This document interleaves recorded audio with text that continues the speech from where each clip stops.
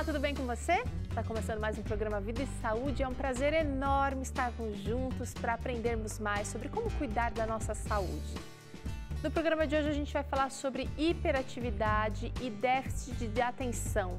Mas antes eu quero convidar você para refletir um pouquinho comigo num versinho da Bíblia. Provérbios 3,13 diz assim: Bem-aventurado é o homem que acha sabedoria e o homem que adquire conhecimento. Eu espero que você também possa ser uma pessoa abençoada ou bem-aventurada ao buscar de Deus conhecimento. Tá só começando o programa, quero convidar você para interagir com a gente, contar como é que anda sendo sua rotina aí, as mudanças que estão acontecendo na sua vida. Você que já está com os hábitos de saúde em dia, como é que tem sido a sua missão de ensinar outras pessoas a viverem como você? Eu espero que Vida e Saúde possa ser também uma ferramenta nesse aspecto. Hoje a gente vai trazer uma receita deliciosa aqui, arroz doce, zero lactose, sobremesa, comidinha de inverno, olha aí que belezinha. Você também pode fazer aí na sua casa. Não se preocupa se agora não dá tempo de anotar a receita, daqui a pouquinho você acessa o nosso blog, pega todos os ingredientes e faz aí na sua casa. E manda uma foto pra gente como é que ficou a sua receita, tá bom? Para falar sobre o assunto de hoje, a gente está aqui com o Dr. César Vasconcelos, que é psiquiatra. Obrigada pela participação, doutor. Obrigado por estar aqui. Muito obrigado. Temos também aqui Priscila Bels, que é psicóloga. Obrigada pela participação, Priscila. Obrigada pelo convite. Estou feliz de estar aqui com você. É sempre bom ter vocês aqui. Olha, a gente tem conversado sobre diversos assuntos e a conversa com vocês esclarece, abre a mente. O nosso telespectador está buscando ajuda, mas a partir de alguns sinaizinhos que vocês indicaram aqui. Então, está cumprindo o propósito. Muito obrigada. Obrigado a você. Bom, hiperatividade, transtorno de déficit de atenção. Acho que a gente precisa começar a definir. Muito se fala nas escolas, nas igrejas, quando se lida com criança, muito se fala desse assunto. Qual é a definição de uma pessoa que tem transtorno de déficit de atenção? Então, a gente pensar no próprio nome, né? Déficit de atenção e hiperatividade. Então, são três tipos. Primeiro, você tem a pessoa que tem um déficit de atenção. Depois tem as crianças ou adultos que têm a hiperatividade e a impulsividade. E terceiro, você tem um modo combinado, que tem as duas coisas. Então, desatenção, hiperatividade e impulsividade e um misto, né? Uma combinação dessas características. Quando uma criança é muito agitada, quando uma criança não para quieto, não consegue se concentrar, a gente corriqueiramente chama, hiperativo. É hiperativo. Fala pra gente um pouquinho desses sintomas, Priscila. Então, hoje é meio modinha, vamos dizer assim, né? A gente classificar e rotular algumas coisas, né? Como a gente até já tem conversado. Uma criança agitada não necessariamente ela é hiperativa, né? Ela às vezes é uma criança muito alegre, né, espontânea, ela é desafiadora muitas vezes, mas não chega a ser hiperativa, né? Tá. O hiperativo realmente ele não para. Geralmente meninos, né? Você vê meninos são mais agitados mais meninos do que meninas, né? Então que realmente não tem dificuldade com limites, dificuldade com ordens, né, não cumprem, não prestam atenção e vão lá fazendo de maneira muito atropelada alguma coisa e exigem atenção constante, né? Estou falando de crianças pequenas, tá, né, que você percebe. Então, cadê? Já sumiu o menino, né? Já está correndo ali e tal, e correndo riscos muitas vezes, né? Então, eles não têm muito esse controle de estar seguro, de estar protegido. Então, ele arrisca com algumas brincadeiras, algumas situações que aí provoca o que o pai se desdobre, vira um polvo aí para poder salvar essa criança, né? Então é assim que a gente vê, de maneira muito assim, por cima, tá, clara, né? Para que todo mundo em casa também possa entender, né? Agora, do mesmo jeito que a gente também banalizou o termo, a criança ou a pessoa que sofre com esse transtorno, ela pode ser considerada muitas vezes mal educada, justamente por essa falta de limites, ou a criança mal educada, ou uma criança que não tem limites, uma criança que... Sendo que um diagnóstico muitas vezes não foi fechado ali. Exatamente. Tem pais, porque muitas vezes é mais comum na última geração, muitos pai e mãe se sentirem culpados de não dar muita atenção para os filhos, porque coloca com babá, coloca na creche cedo, porque tem 2, 3 trabalhos, aquela ideia que tem que ter um padrão de vida XYZ. Então, isso cria uma tensão aí de pais e filhos. E às vezes esses pais que se sentem culpados de não dar muito tempo para as crianças, acabam sendo super protetores em alguns momentos. Então, permite a quebra de regras, permite que uma criança que precisaria ser disciplinada para aprender limites e regras, não aprenda por questão de passar a mão na cabeça, essa criança fica bem agitada. Né? Não estou dizendo que isso é um transtorno de déficit de atenção ou um transtorno de hiperatividade, né? Mas a gente vai até podendo dizer de que uma das maneiras de ajudar uma criança que é agitada é realmente colocar regras e limites, porque a vida é assim, né? A vida é assim. Então, a vida, não adianta eu chegar 4 minutos, 2 minutos depois das 4 horas, que o banco fecha, nas cidades que fecha 4 horas, e ficar esperneando e brigando com segurança, porque a lei diz que fecha 4 horas. Eu tenho que aprender a administrar isso. Até porque, né? As crianças com esse transtorno vão se tornar adultos, muitas vezes, com esses transtornos. Então, tem que aprender de fato. Quais são as causas para o transtorno, o TDAH?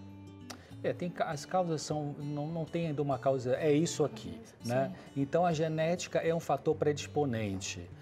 Por exemplo, se verificou em estudos feitos com pais biológicos e pais adotivos, as crianças que têm esse déficit eram 3 vezes mais comuns nos pais biológicos, né? E também se verifica que a genética não é uma condenação, a genética é uma propensão. Tá certo. Né? Então, quando um dos pais ou os dois tiveram o transtorno, então de 2 a 10% desses filhos tendem a desenvolver esta doença. Então, a genética é um fator que predispõe. Alguns estudos falam de contaminação por chumbo, mas é uma coisa mais assim específica, não é uma coisa genérica. Outros estudos falam também de mães que tiveram na sua gestação traumas, né, com esse feto, ou mães que ingeriram álcool, eram abusadoras de álcool, né, outro tipo de droga ilícita. Isso pode favorecer uma alteração cerebral no feto e vir também a favorecer o desenvolvimento do transtorno de déficit de atenção e hiperatividade. Então, traumas na infância, famílias disfuncionais complicadas, não se pode dizer que isso é uma causa. Até alguns dizem que talvez a hiperatividade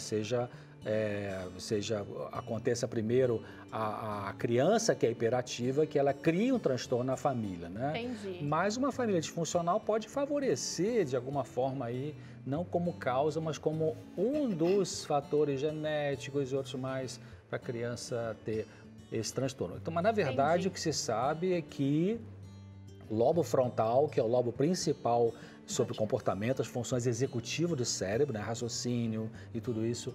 Então, as crianças, as pessoas que têm, adultos também, esse transtorno tem uma alteração no circuito cerebral, especialmente dos neurohormônios da dopamina e noradrenalina. Alguma coisa não funciona muito bem ali nesse ponto de vista biológico aí. Tá. Vou fazer uma pausa na nossa conversa para apresentar então aqui o que você vai usar para a receita de hoje, que é um arroz doce sem lactose. Olha só, a gente vai usar uma xícara de arroz branco ou integral também você pode fazer. A gente vai usar 900 ml de água, canela, a gente está usando aqui uma raminha e também 2 ou 3 cravinhos. Até 5 ainda dá para você usar. Aí a gente vai usar também para adoçar e temperar depois mel e laranja, raspinha de laranja, tá bom? Vou colocar aqui já o nosso arroz para cozinhar, só para você ver como é que funciona aqui. Além disso, a gente também vai usar 250 ml de leite vegetal. A gente vai usar aqui o de aveia, tá? Bom, vamos ligar esse daqui e preparar o arroz para você ver como é simples. A gente vai colocar o arroz aqui, uma xícara de arroz. Não se preocupe, parece que é pouquinho, mas ele rende bem. A água e vai cozinhar como se fosse arroz mesmo. Só que aqui não tem problema se sobrar um pouquinho só de água, se ele ficar mais empapado, como dizem por aí, né? 5 dentinhos de cravo e aí a canela. Isso aqui vai cozinhar junto em fogo médio por mais ou menos 20 minutos, 15 minutinhos até ficar macio, tá? Bom, Fazendo isso, a gente vai adiantar o processo aqui, a gente trouxe já um arroz cozido. Vai ser o resultado do que a gente acabou de fazer aqui.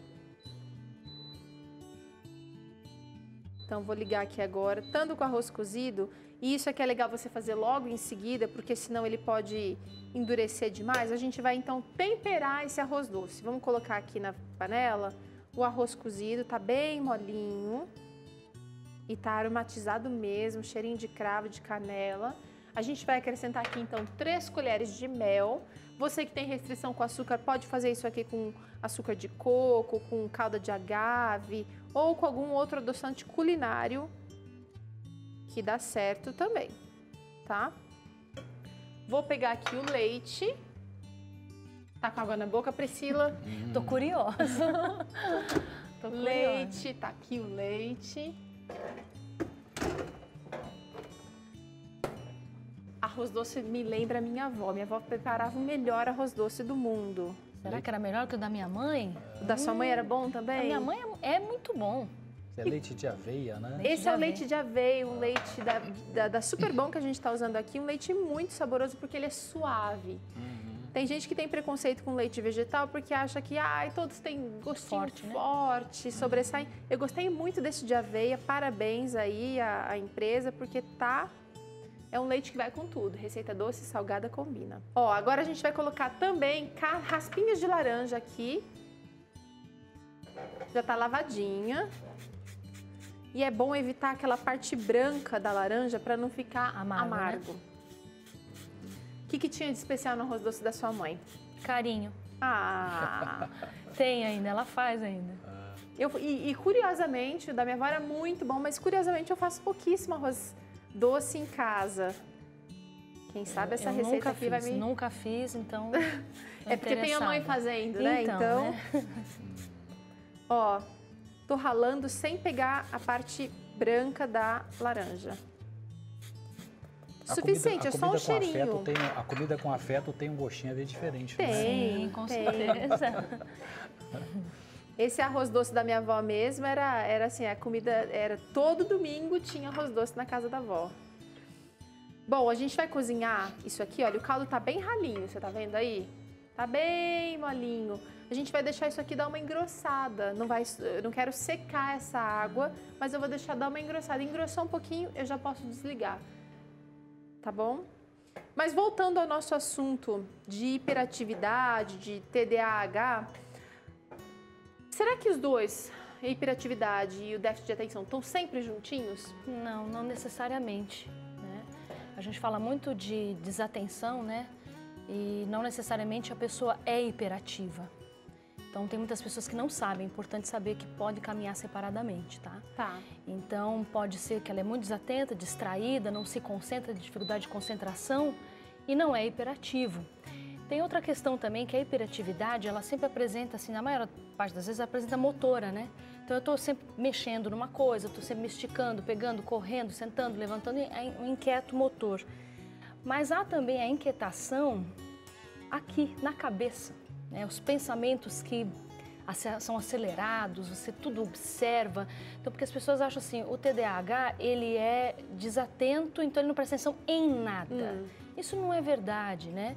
Ele tem interesses, como todos nós temos. Então, se a gente trabalha com o interesse dele, você consegue que ele fique mais atento, né? E a mente está sempre observando tudo, está sempre, né, um barulhinho, eles são muito sensíveis, a sensibilidade deles é muito apurada. Então, tem uma sobrecarga, mesmo ficam cansados, né, porque parece que só descansam dormindo, é aquele sono mesmo que apaga, porque ele está sempre captando tudo que tem ao redor, né? Então, automaticamente tem um cansaço, né, porque é uma hiperatividade.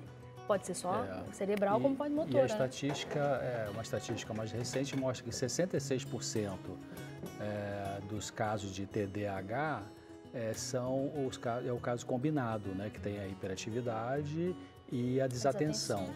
26% é a desatenção e 8% seria a hiperatividade. Então, tem situações clínicas diferentes nas pessoas.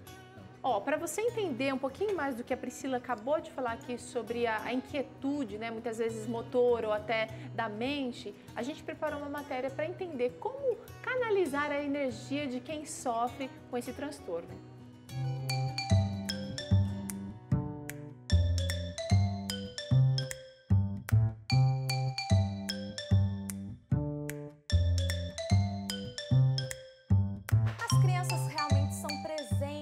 Na vida das famílias, mas alguns pais ficam um pouco perdidos e não sabem lidar com tanta energia, principalmente crianças super hiperativas.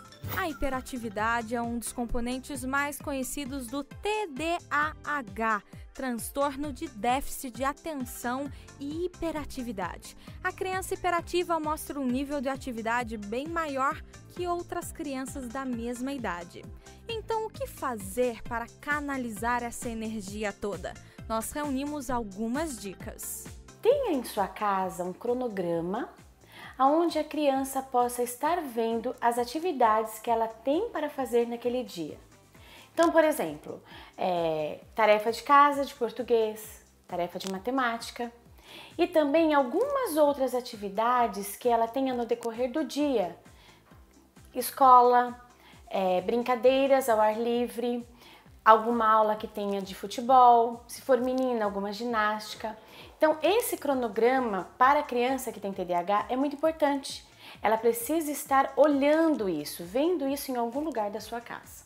A dica número 2 seria a seguinte: quando a criança ela vai à escola, muitas crianças ela não têm, vamos dizer assim, o hábito de estar com a agenda todos os dias na sala de aula. E a criança que tem o TDAH, ela precisa ter uma agenda. E nessa agenda ela está colocando passo a passo o que é para ser feito. Se a criança tem uma agenda, fica mais fácil dela estar organizando o momento dela de estudo e também as atividades dela em casa e até também na escola. A terceira dica, que é muito importante: a criança com TDAH, ela não tem como ficar períodos longos realizando alguma tarefa, que seja língua portuguesa, que seja matemática. Ela tem que fazer aquilo que é o objetivo. Qual é o objetivo da tarefa de matemática? Eu preciso realizar essa atividade, realizar esse problema, com períodos curtos de tarefa. E sempre intercalando essas atividades com alguma atividade fora daquele ambiente de tarefa. Respirar ao ar livre, andar ao ar livre, passear com o cachorro. São algumas dicas para você poder ajudar o seu filho na questão da escola. Anotou as dicas? Não? Então nós vamos relembrar. Primeira dica: ter cronogramas de atividades. Segunda, ter uma agenda. Terceira dica: fazer tarefas variadas e curtas. Depois dessa super ajuda, vai ficar bem mais fácil. Quanta coisa, né, dá para ser feito. Eu achei legal listar e mostrar que realmente a criança, principalmente a criança, ela tem condições de seguir uma vida normal se ela se organizar, se os pais criarem uma rotina que realmente possa ajudar e promover essa organização. Agora, que dicas mais você tem para dar, doutor? Você também, Priscila, para quem convive com quem sofre desse transtorno? Eu acho que uma grande coisa é os pais têm que ter paciência, né? A paciência é muito importante porque é uma criança diferente, é uma criança que tem uma neuroquímica diferente.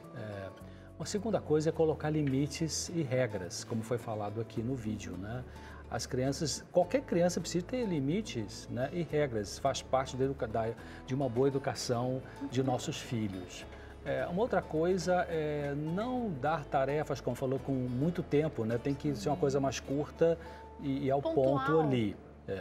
Uma outra coisa importante é aquilo que o hiperativo ou a criança desatenta, ela conseguiu fazer como autodomínio, como parte do seu, vamos dizer, tratamento, elogiar muito isso, é muito fazer um importante. Reforço disso, Sim, né? sim. A criança, vamos supor, hiperativa, vai assistir um filme sábado à noite, usou 10 copos para beber o suco, deixou 9 em cima da mesinha de centro da sala e botou um dentro da pia, ao invés de dar bronca porque não botou os 9, elogia, porque viu que legal que você conseguiu botar esse um aí. Sim, sim. E aí mamãe sabe que você pode conseguir também, ou papai sabe, né? Você pode aprender a colocar os outros. Então, elogiar o que ela consegue dentro da dificuldade dela. É que às vezes a gente fala muito da deficiência, da dificuldade e a gente não fala dos recursos, né? E daquilo que a pessoa te apresenta como bom. A gente fala assim, só da dificuldade, olha, é muito difícil, como é que você... tudo lógico, é válido, né? Você detectar, observar, e assim, mas o que ela pode fazer que é bom, né? Porque sempre uma criança hiperativa, como outras, ela tem uma qualidade. Ela gosta de uma coisa específica, valoriza aquilo ali, né? Supervaloriza, elogia sempre. A gente sempre fala, qualquer pessoa precisa ser reconhecida dentro daquilo que ela faz, né? Porque é um reforço. Se os animais funcionam bem assim, imagine a gente. Então a gente acredita que é capaz, então tem que dar um voto de confiança para aquela criança, para que ela realmente fique à vontade para continuar evoluindo, né? Agora, talvez esses pais, as pessoas que convivem mais de perto, também vão precisar, como vai exigir mais paciência, um pouquinho mais de jogo de cintura, quem sabe, né? Talvez eles precisem até de um auxílio. Cuidado, sim. E não digo nem profissional, mas assim, pais que passam pelo mesmo problema e que compreendam a situação, porque a gente é muito julgado muitas vezes por conta de um problema que a gente não dá conta, Você imagina uma criança gritando no supermercado, que é uma cena bem usual, que a gente fala muito, né? Uma criança ali que foi contrariada e ela está tendo uma cena, geralmente você vê o que? Olhares de julgamento, né? Mas ninguém sabe de fato o que está acontecendo ali. Então, é claro, com apoio, os pais também precisam de apoio, porque talvez seja uma novidade, eles não estão preparados para isso, né? E a escola também é muito importante que a escola tenha uma visão muito clara sobre isso, para que ela não trate todo mundo igual, sabe? Tá certo. Incentivar a criatividade nessa criança, né? Porque a criatividade pode ser um talento dela naquela área e ela pode começar a se concentrar naquela área, portanto, vencendo a desatenção. Então, incentivar a criatividade. E outra coisa importante, como você falou dos pais, quer dizer, os pais precisam observar, porque de repente ele, pai, ou ela, mãe, é meio agitado também, quer cobrar que a criança não seja. Então, fica com uma incongruência, né? Então, tem que ter um bom senso nisso aí também. Agora é o seguinte, a criança que cresceu com esse transtorno e realmente não foi tratada na infância, na vida adulta, vai precisar de um acompanhamento especializado ou ela consegue seguir em frente sem? Como é que é, Priscila? Então, cada pessoa é uma pessoa diferente. Eu creio que se ela, enquanto criança, tinha o transtorno, provavelmente, é claro, vai aparecer na idade adulta, né, e vai ser julgada por isso ou por aquilo se não foi diagnosticado, né? Então, tem muito adulto hoje dizendo que tem déficit de atenção, na verdade, às vezes não tem, né? Precisa ser realmente olhado isso com critério, com cuidado, e é um adulto que também tem uma dinâmica diferenciada, sim, né? Só que o adulto vai ter o quê? Ele pode ser também coordenar, ele pode ter mais sabedoria, não é sabedoria, mas mais conhecimento do que a criança. A criança é coordenada pelos pais, os pais são responsáveis por ela. Eu conheço adultos, sim, que são diagnosticados, foram quando jovens, né, com criança ou adolescente, e hoje têm os seus trabalhos normais, né, percebem períodos que estão mais desatentos, mais ativos, períodos que não, né, que estão mais tranquilos, porque tudo a gente depende do ambiente, né, o ambiente está influenciando. Tal. E são pessoas que tomam seus cuidados, né? E trabalham, as pessoas que eu conheço trabalham normalmente, convivem. Né? Convivem sim.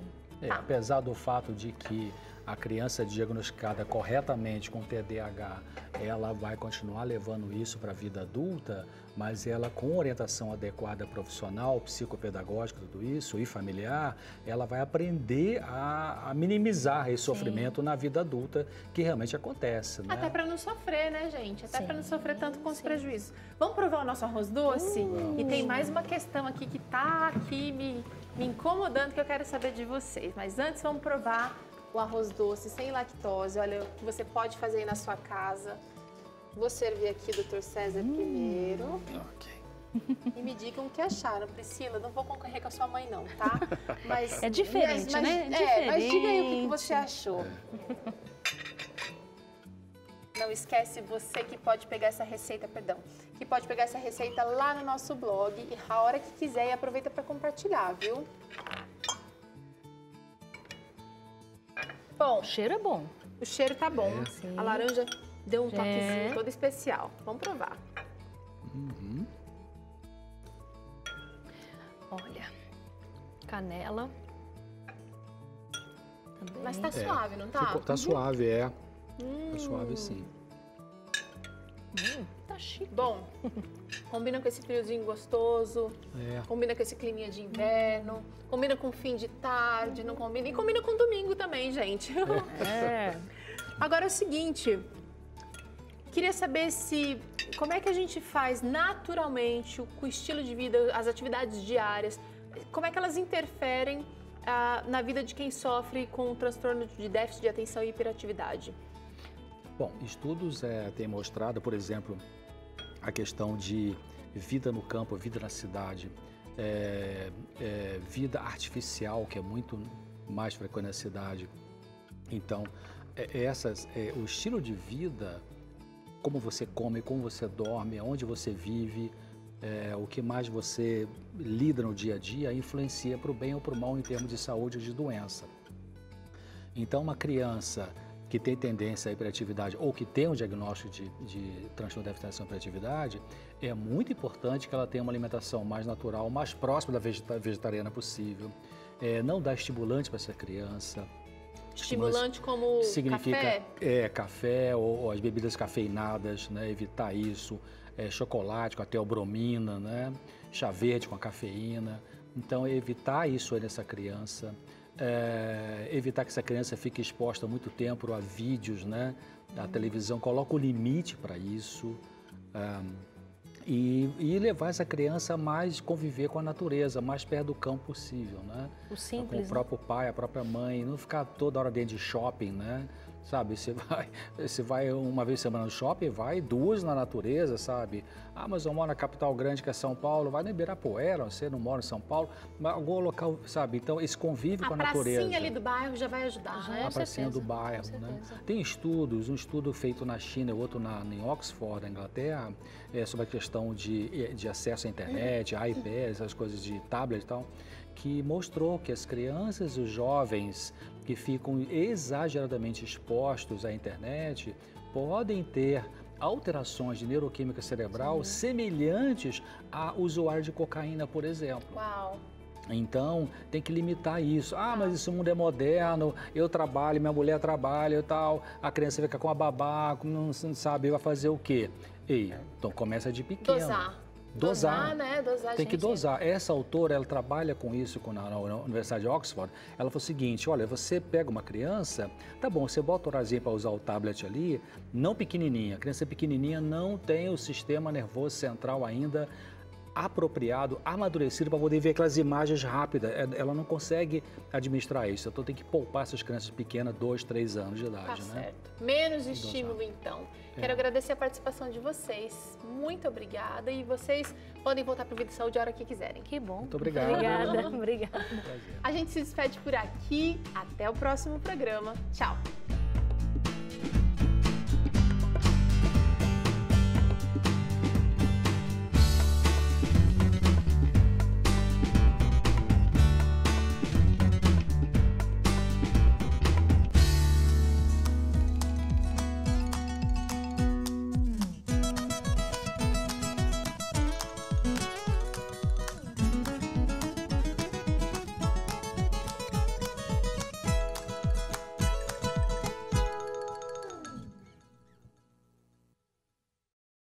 E aí, você gostou do que assistiu?